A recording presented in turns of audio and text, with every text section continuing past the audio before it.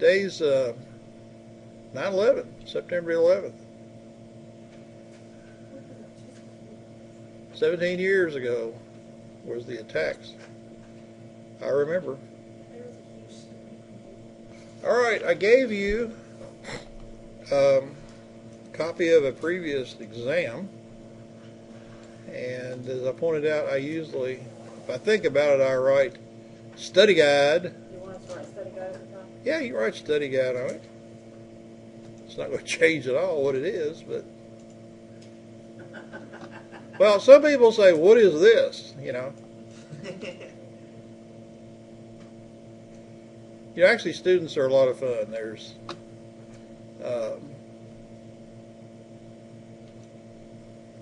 you know, some students cannot function unless you give them a due date. And I'm not big on due dates. Okay? Now, obviously, there's like a end of the semester, I have to turn in grades. That's a hard. But up until then, I'm pretty well okay, you know. But it just drives some students crazy if you don't give them a due date. Any of y'all like that? Yeah, I got a day. I can guesstimate. Like, Well, just assume anything I do is we do it a week. Just assume that. Okay? Yeah, I've got some students just drive me crazy. When's this due? Well, when you get it done. Well, when's that? I can't function unless I write it down. All right, now, if you look at this quickly, kind of get a fix on what you got. Number 13 is a bank problem. That's like chapter 4. And then 14 and 15 and 16 are all some sort of discount problems. Those are all chapter 7. Look, somebody wrote C7, cash discount. C7, trade and cash discount with a receipt of goods. Wow, I wonder who did that. Wonder why he didn't do the rest of them. Oh well.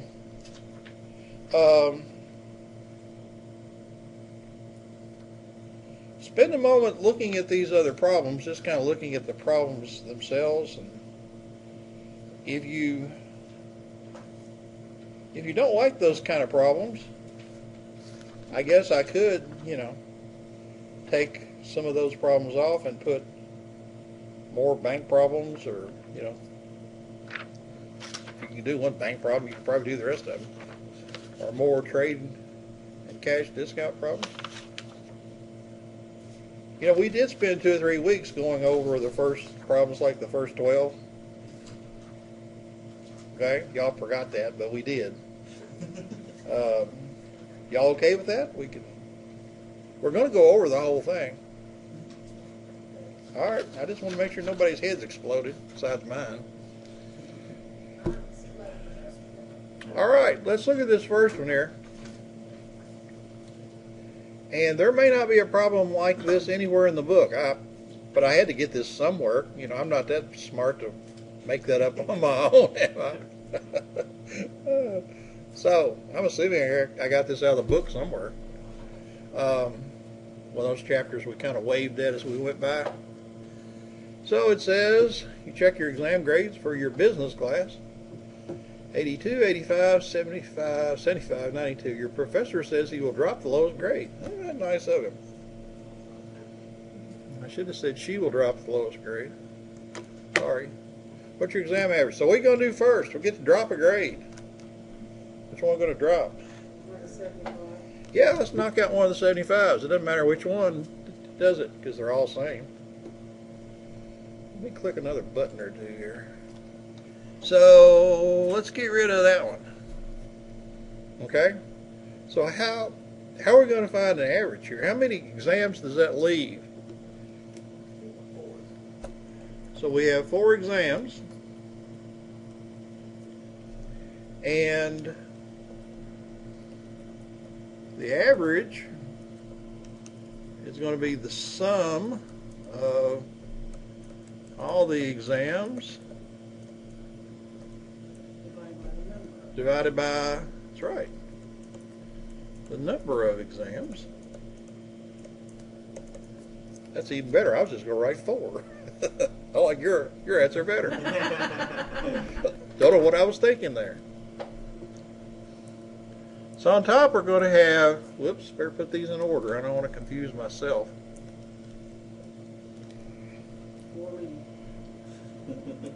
82 plus 85 plus 75 plus 92 divided by 4. Now, I went on to put parentheses around the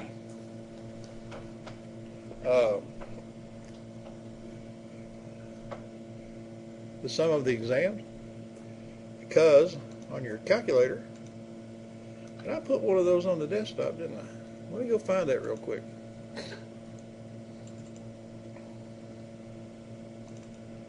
I need to get a better one. I'm going to pin that to the start menu too, or pin to the taskbar rather. By the end of the semester, I'll have this set up the way I like it. Clear. Now, if you got one of these graphing calculators, I'm going to start out with parentheses. That's that one right there. 82 plus 85 plus one of the 75s that we didn't strike plus 92. Close parentheses. Why did I put parentheses around that? I want that done first. Well, I'm forcing the calculator to add all those up before we does anything else.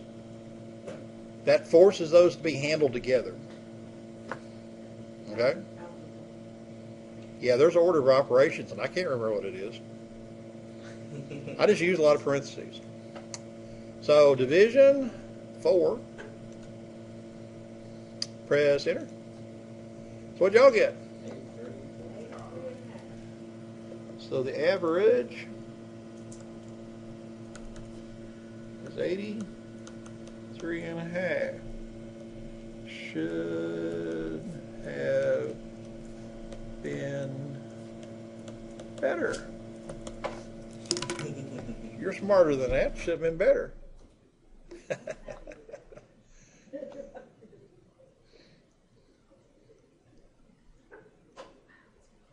All right, is everybody okay with that? Simply calculating an average. Let's see here.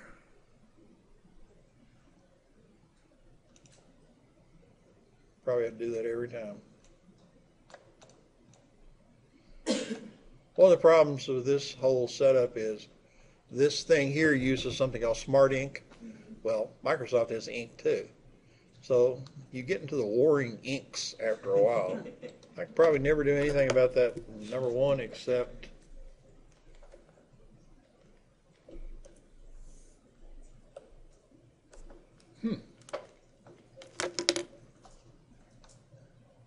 Did I mention I like this thing except it never does the same thing twice? It really doesn't. You know what works today won't work in 5 minutes. All right, number 2, the XYZ company sells widgets. Y'all know what a widget is? Yeah. It's just some word somebody made up for some random, well, it's some theoretical, mythical objects. It's kind of like thingamajigs. Okay? It's just easier to type. So, a thingamajigs, I guess, probably has hyphens in it. That's hard. So, widgets.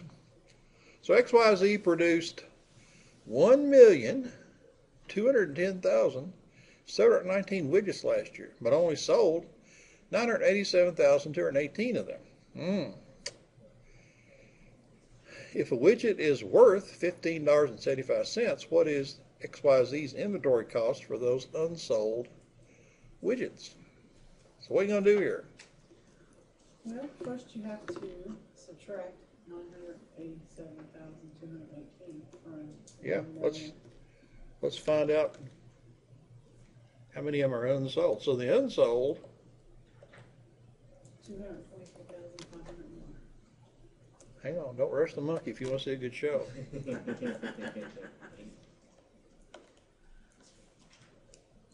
Unsold widgets are the number produced, which is 2 1,210,719 minus what was actually sold. Looks like to me they had a pretty good widget year. So, calculator.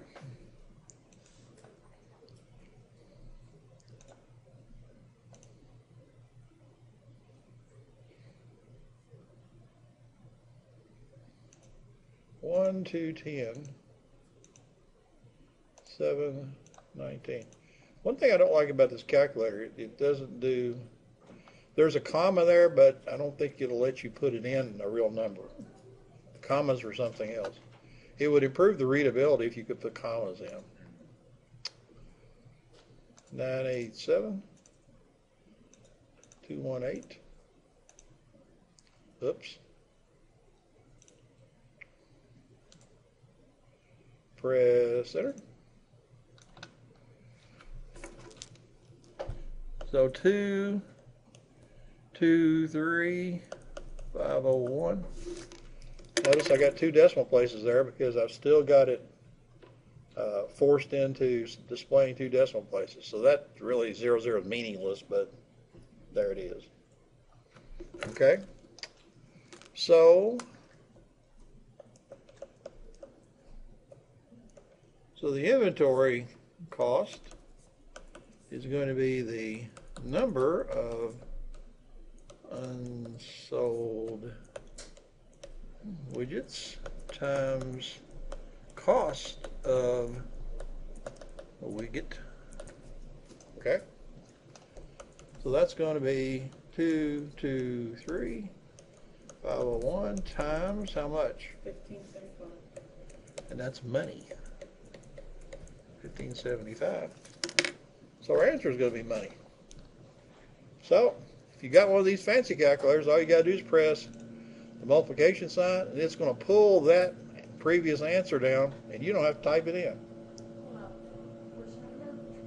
Well, I'm telling you right now. I can't tell you all the tricks at once. You got to kind of dribble them out as the semester goes on. But that's one of the advantages. 1575, press enter. So this would be one of those cases that'd be really handy to have commas in there, wouldn't it? I'm just going to write down the number and then I'll come back and put the commas in it. 352014075. So I got $3,520,140.75. I'd like to have that much money. That would about ease my pain. Maybe.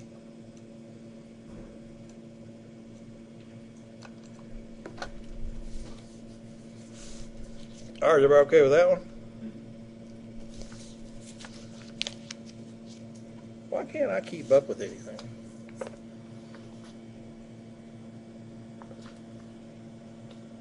I think I'm supposed to have a red folder with, like, the roster in it, because I'm trying to learn y'all's names.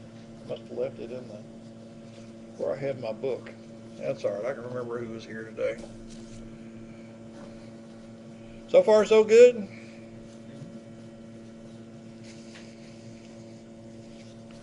Well, let's see what else we got. So this is number 3. All right, you start off the month with $447.25 balance in your checkbook. Here, Bex, you're going to need one of these. You need that. Sign your name while you're here. I got it. Thank Here. you. This pen, here. Thank you. Just do it while you're standing there. Sorry. You write the following checks: $450 for rent, $168, $213 for food, $68 for your cell phone. You make a $670 deposit. Thank you. Oh, yep. What you're into? Yeah, you got that right. Oh, by the way,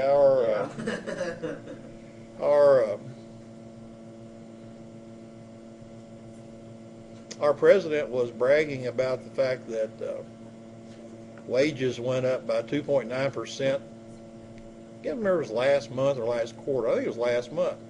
Guess what the rate of inflation was? About 3%. So if you get paid 2.9% more and the cost of everything that you buy went up 3%, you're still okay. I just want to point that out. You got to look at all the numbers. See, real wage growth hasn't happened in years and years and years, but everything else just keeps going up. I don't see how we're making it, by the way. Of course, one of my pet peeves is I know people that work 2 jobs and still are just barely scraping by. I'm sorry, this is America. If you work full-time at a job, that ought to be enough. It ought to be enough. If it's a job worth doing, we ought to pay you enough that you can get by, have a okay life with one job. Don't get me started. That ain't gonna happen. I've heard there hasn't been real wage growth since in kind of like the 70s. Yeah, it's way back in the 70s. And another thing that's happened starting about that time is more and more women have went to work. And that's kind of kept everybody, from just crashing and burning. Instead of one person in the household working, now we got 2. So far we got our heads above water, but water's rising. Now anyway, if you notice this is not the same type of bank problem as what you have in number 13. See, I'm not asking you to balance a checkbook. I'm just giving you a pretty simple example here, so don't overcomplicate this. What I would do here is just make a list. I would start off saying, well, we have this for a little bit. Yeah. Now, the 450, that comes away, doesn't it? 168, you're not eating too good. A lot of peanut butter and crackers there. 213, 68. Boy, cell phones are expensive. You know that? I'm not sure what we did without them, but gosh, they cost a lot of money. And finally, we get to make a deposit. What do you think? Are we going to come out ahead for the month or not? I don't know. It's not looking too good to me. Because that right there is about a wipeout. So 44725 minus 450 minus 168 minus 213 minus 68. By the way, our president is also bragging about the economy in general, how good everything's going. Besides the fact that average person's not seeing any more money, we borrowed $1.5 trillion and basically gave the very rich $1 trillion of it and give the rest of us some crumbs. If you keep borrowing money, you can make things look pretty good. But if you remember, he said he was going to balance the budget and pay off the debt, so I'm sure that's coming right around the corner.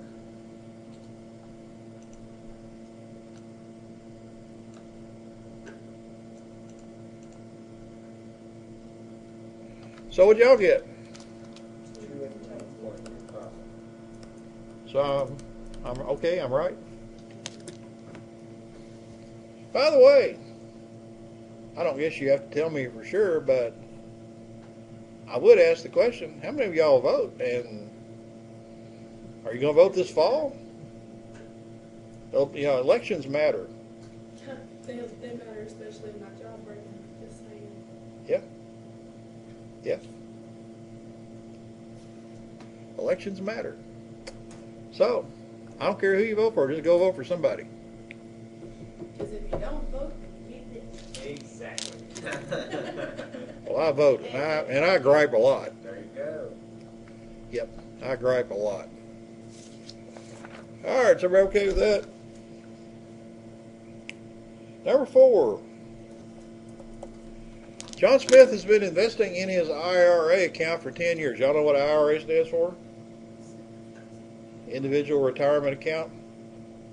How many of y'all have jobs? Okay.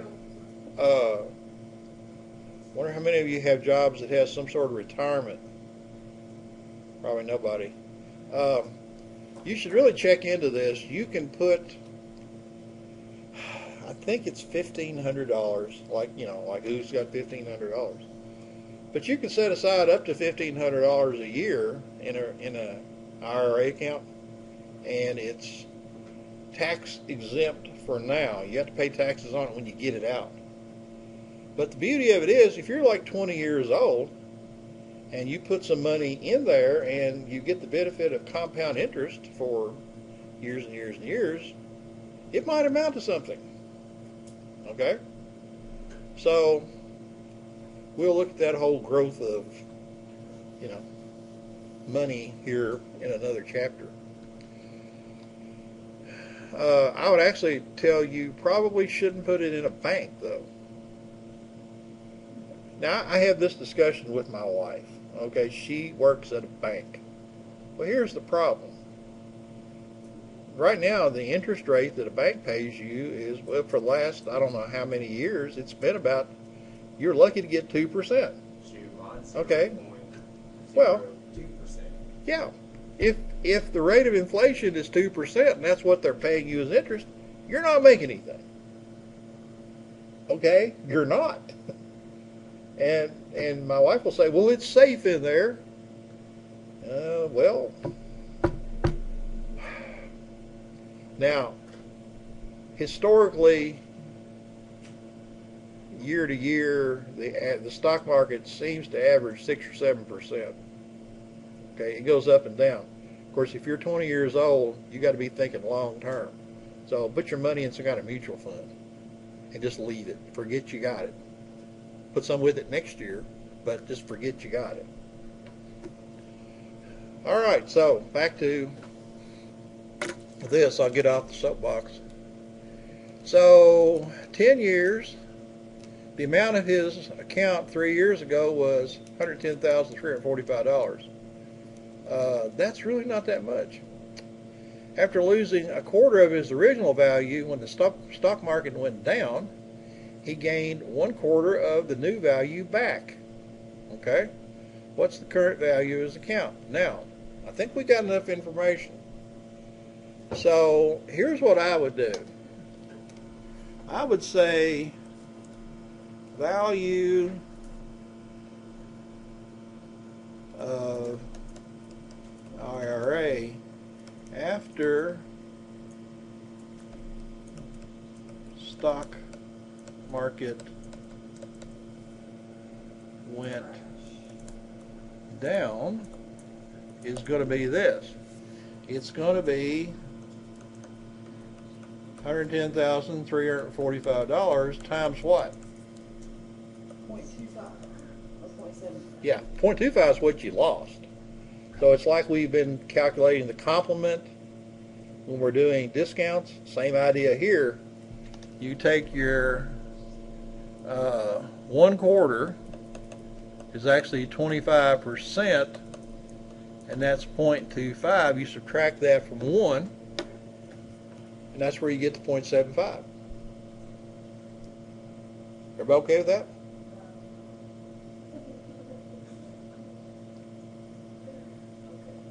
Well, see, the 0.25 is what it went down. To get what was left, you subtract 0.25 from 1. Because 1 is like what you started out with, 100%. Okay? You could have said, well, let's multiply 0.25 by $110,345 and then subtract that from $110,345. You got the same point. This is just a little simpler, I think. Okay? So, calculator. Clear. 110, 345. times 0.75.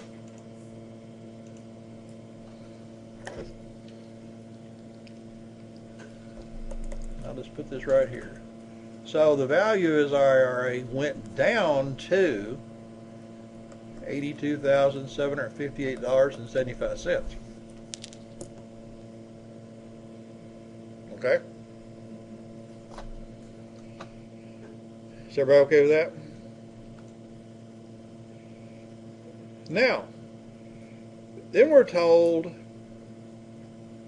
the stock market basically went back up and he gained a quarter of, watch what it says here, the new value back.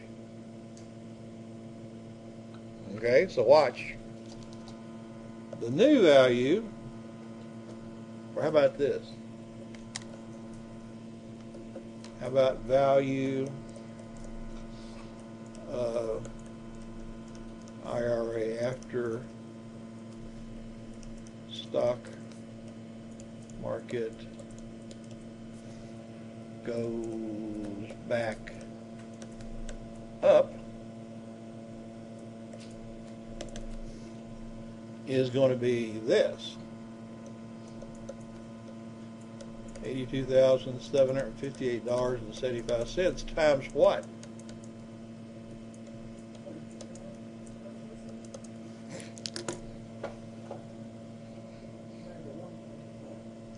Well, it went up a quarter, which is 25%. You could multiply 82,758.75 by 0.25. That's how much it went up. Then you'd have to add it to $82,758.75. By putting the 1 there, I did all of that at once. You know, but let's don't have that. Why? Oh, these are easy. Yeah, they are.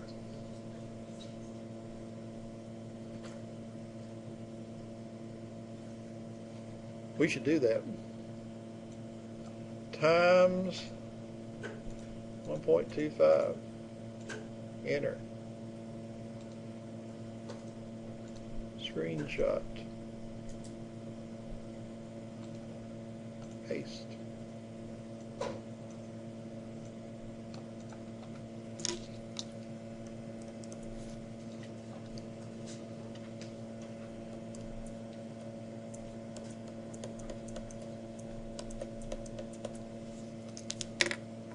So now he's back up to $103,448.44. Why isn't he back to $110,000?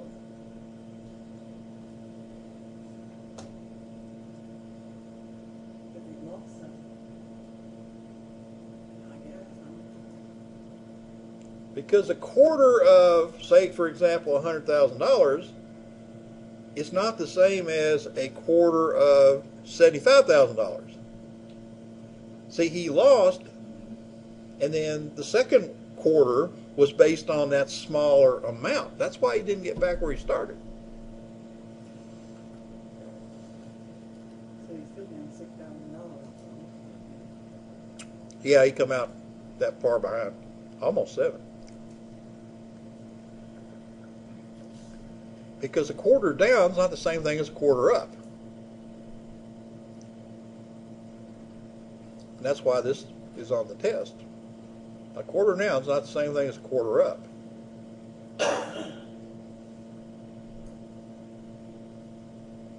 So let me write this out.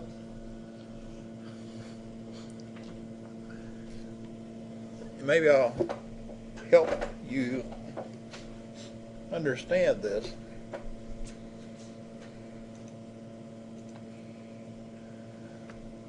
So here's what you need to remember. 1/4 is 25%, which is 0.25. In this case, that's a loss.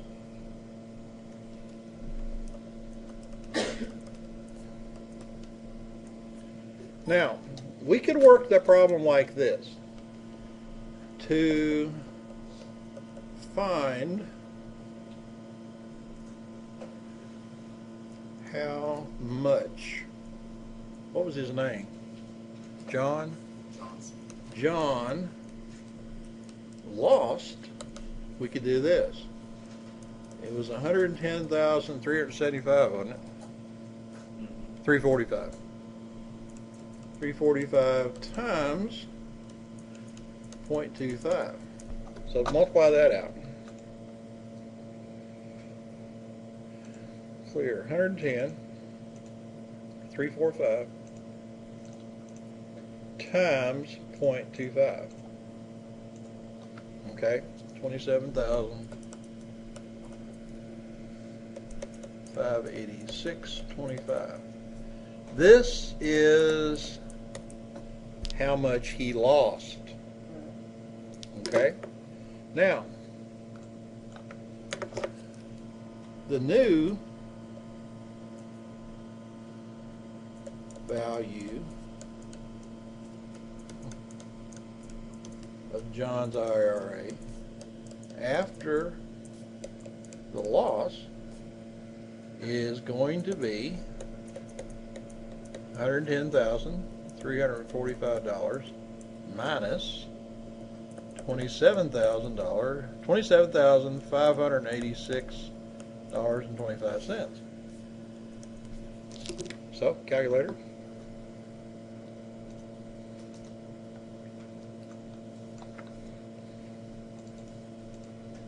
Three, 4, 5. And I'll type this out so I don't confuse you. 58625.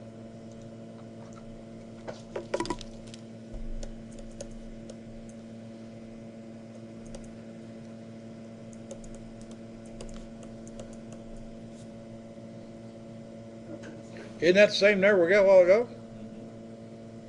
Yeah. So what I'm saying is you need to think about this right up there. I did this in one step. I took 2 steps down here, got the same number. And let me copy this over now. I'll tell you why that worked like that. So here's one way of looking at it. I'm saying about this.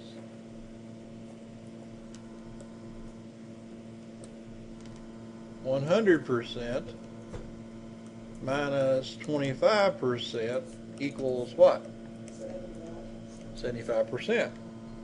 Turn this into a decimal.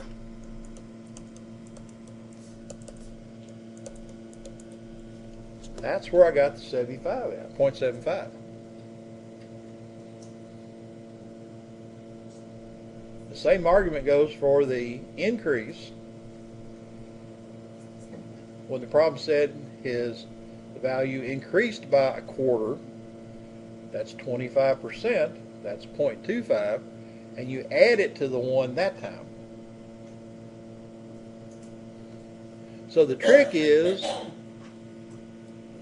this 100% is the amount you start with. In one case, we started with amount and took a hit, and then we started the second part.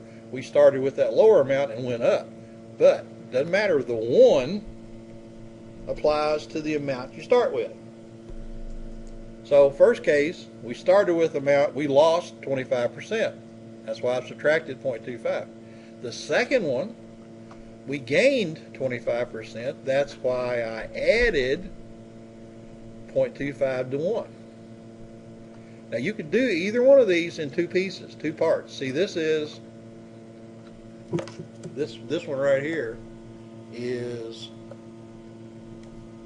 the 2-step method,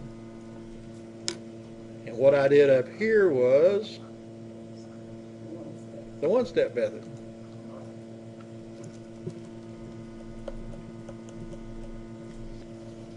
But it all goes down to understanding what the 1 is. The 1's what you start with. That's 100%. That's what you start with. And you add or subtract a decimal from that as you need to. First case, we subtracted because we lost. Second case, we added because we gained. But in each case, there's a 1. And that just simply represents what you start with. That's what that is. It's 100%. You turn it into a decimal, it's 1.0. Okay? There it is. Now, if y'all want to do the 2-step, I don't care. I can't dance. I'm just going to do the 1-step.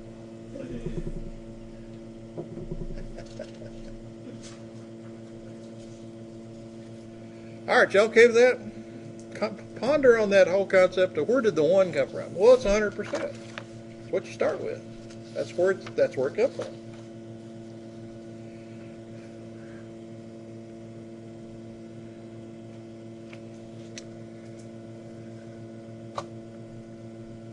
All right, you okay with that?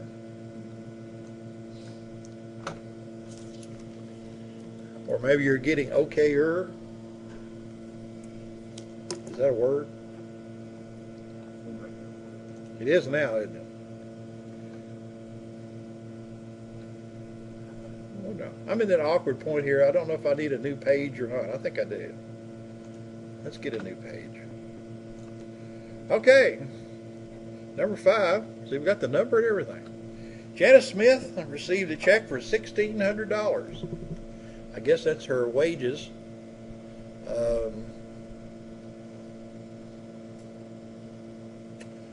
I guess for 80 hours. She did okay. She deposited 1/4 of the check in her checking account and 1/4 of the remaining amount in her savings account.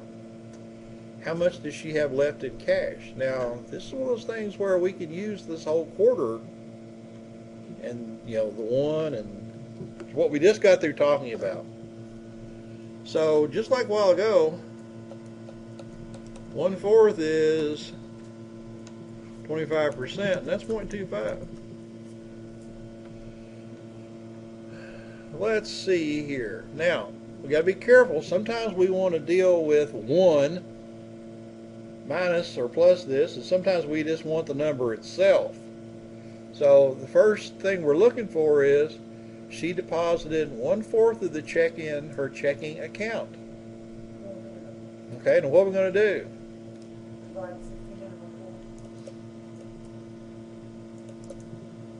Let's use the 0.25. So the amount in checking is going to be what? $1,600 times 0.25, or $400. I have to write it down mathematically. I can do it in my head. I just got to write it down. Okay? Everybody see where the $400 come from? Now, we didn't have to do anything with the 1 this time because that's not the way the problem's written.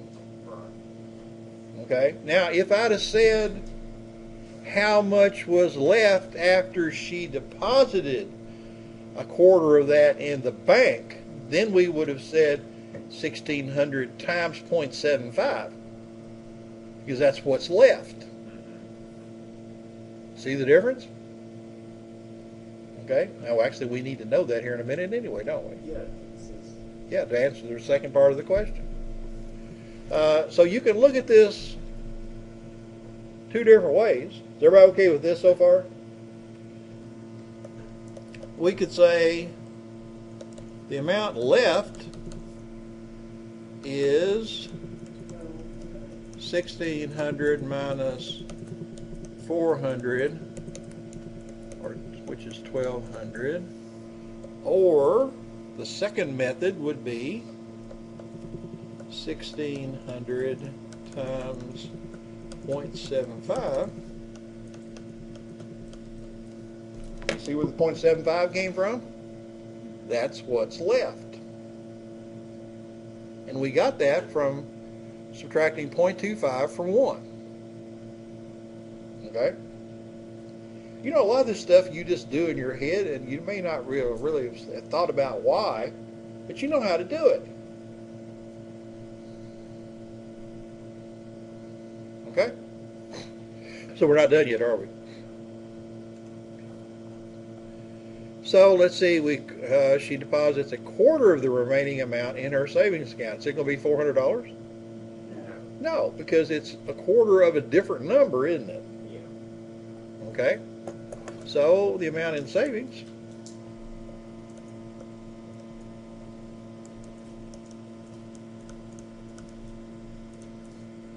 is going to be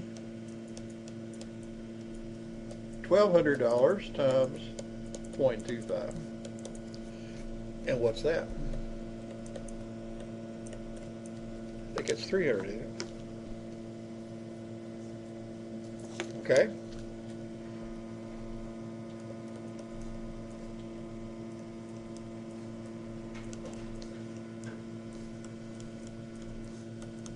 How much does she have left?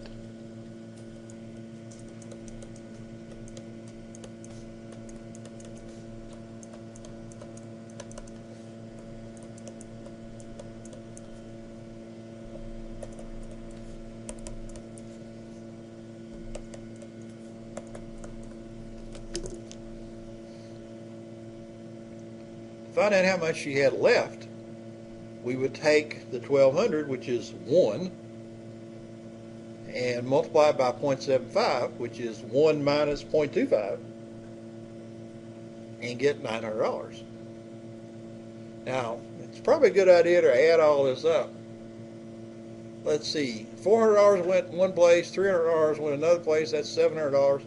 She's got $900 left. Does that add up to $1,600? Yes. It does.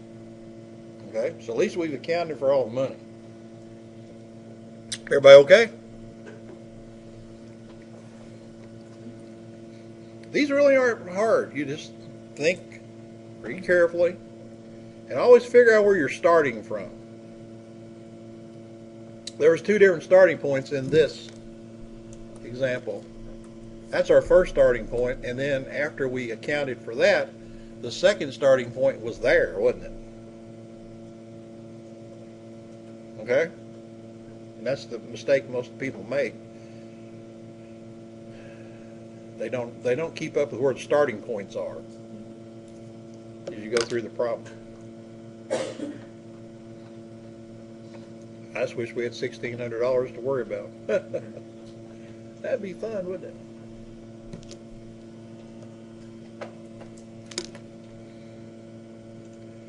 Now let's see here.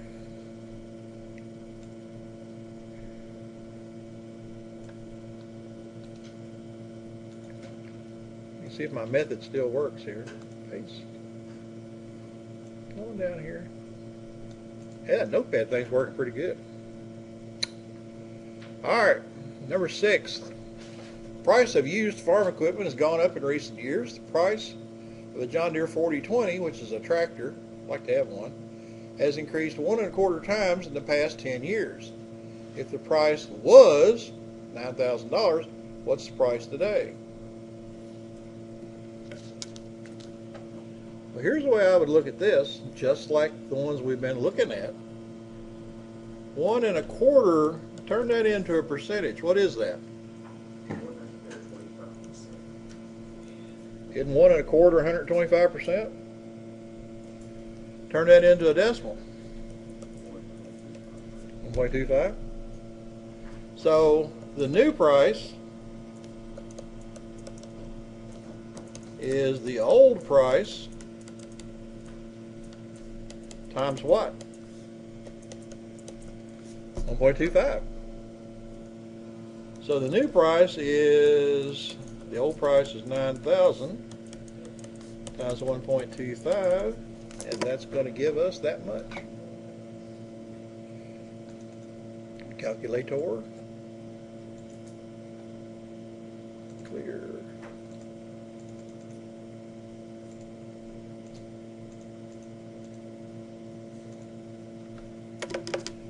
I got $11,250. Is that what y'all got?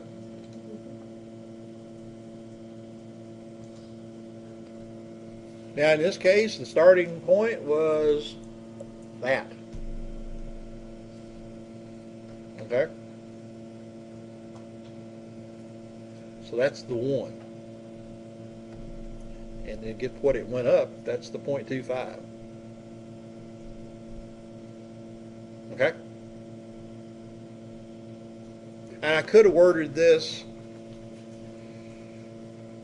I could have said the price has increased by 25% in the last 10 years. That'd been the same thing as saying it increased 1.25 times. It's the same thing. Okay? All right, number 7. Kroger's received 400 crates of grapes. Kroger will repackage these into plastic bags. Each plastic bag will hold 1/7 of a crate. How many bags will Kroger have? Anybody got any ideas?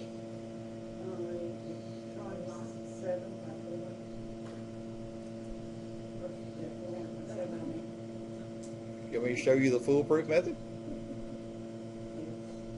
Now watch this. We are told right here, straight up, 1 plastic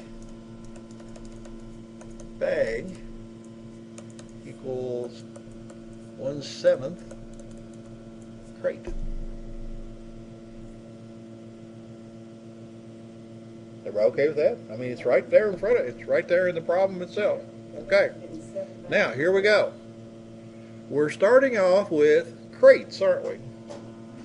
So, 400 crates. Okay? Now, I'm going to pretend, and I'm not pretending because I really don't know right off the top of my head whether I'm going to multiply or divide or jump straight up or say I don't know or whatever. But watch this. All I got to do is say, I want to get rid of the crates. Let me move that over a little bit. So if I write crates here, and I want to wind up with bags there. Okay? Now the reason I did this is that's on top, that will cancel that. Leaving me with what? 7. Bags. Just look at the units. Bags. We're going to be left with bags. Is everybody okay with how I canceled out the units? Now I got to put in my numbers. And we're told here 1 bag is 1/7 crate. So I kept up with the units. That told me where to put the numbers. So basically what I'm going to do here is if I do this, I'm going to get the number of bags. Now, calculator is perfectly happy with this. Watch. Here's why we're going to put this in our calculator. 400 divided by, I'm going to use the parentheses again on the bottom. 45 by 7. Now watch what I did. There's the 400 on the top. There's the division right there. In parentheses, I did 1 divided by 7. That's going to force the calculator to deal with the 1/7 first. And then it's going to divide that into the 400. Okay? I press enter. And